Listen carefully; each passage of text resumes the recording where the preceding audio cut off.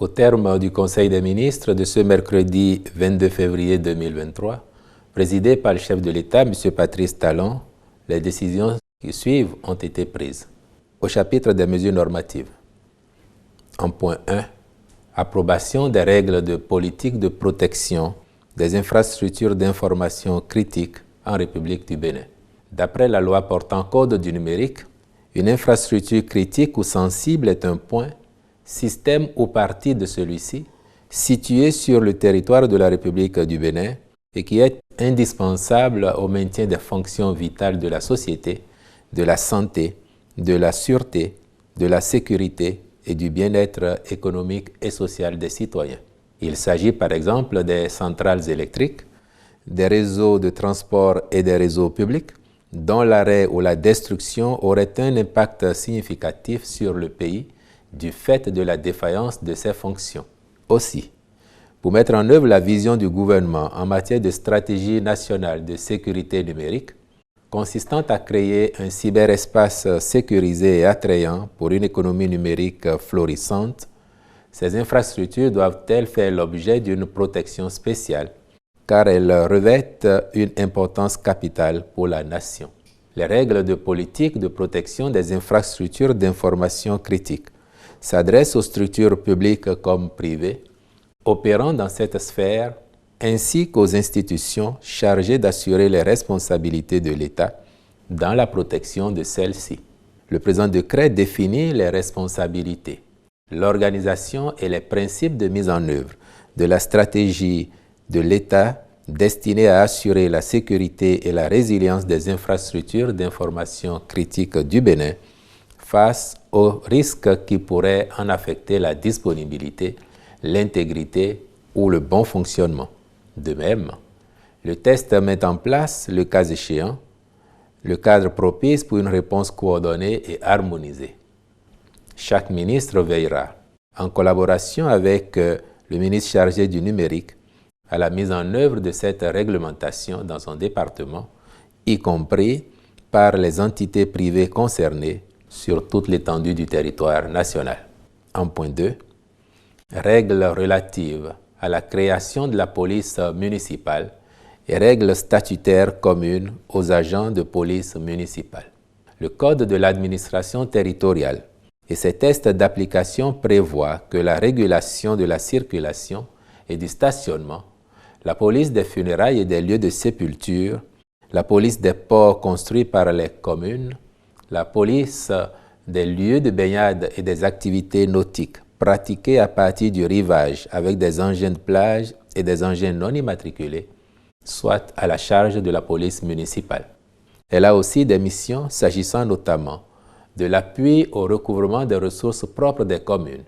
de la mise en œuvre de la réglementation du bruit et celle sur l'hygiène publique, la surveillance du bon ordre, le maintien de la tranquillité, de la sécurité et de la salubrité publique, la lutte contre les formes d'incivilité,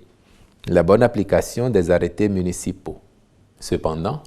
le décret numéro 2009-027 du 4 février 2009, qui institue la police municipale, en limite le champ d'application aux seules communes à statut particulier. Or, les atouts économiques et touristiques de certaines communes à statut intermédiaire ou même ordinaire requièrent le renforcement de la sécurité au niveau des dites communes. En outre, la réforme structurelle du secteur de la décentralisation crée une nouvelle dynamique qu'il convient de prendre en compte pour une implémentation optimale de la police municipale. Le Conseil a donc adopté le décret portant règles relatives à la création de la police municipale,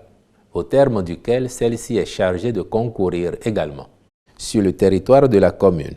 aux missions de sécurité intérieure assurées principalement par la police républicaine, à savoir la prévention, le maintien de l'ordre public, la tranquillité, la sûreté et la salubrité publique en application des lois et règlements. C'est pourquoi elle a pour mission d'assurer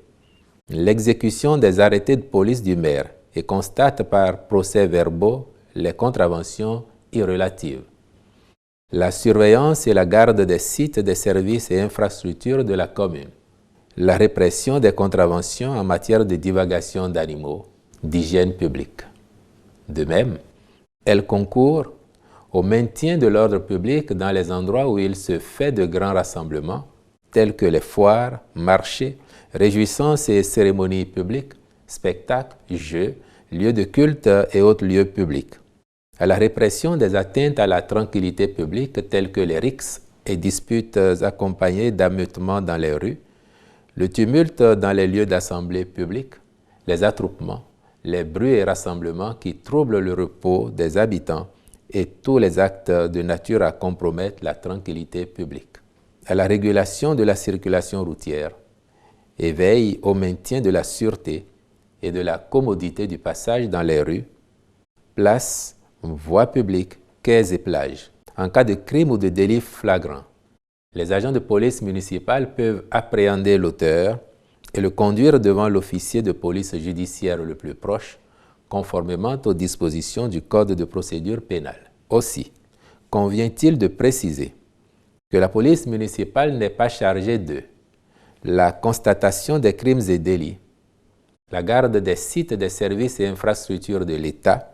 des structures privées ou des particuliers, la sécurité rapprochée ou des domiciles des autorités nationales, départementales ou communales,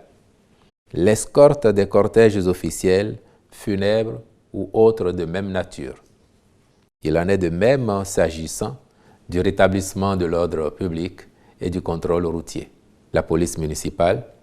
placée sous l'autorité fonctionnelle du maire, est composée d'agents dont les règles statutaires communes sont régies par un décret. Celle-ci prévoit, entre autres,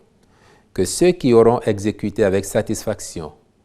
au moins un contrat en qualité de policier municipal seront éligibles au recrutement sur titre dans les forces de sécurité publique, militaires ou paramilitaires.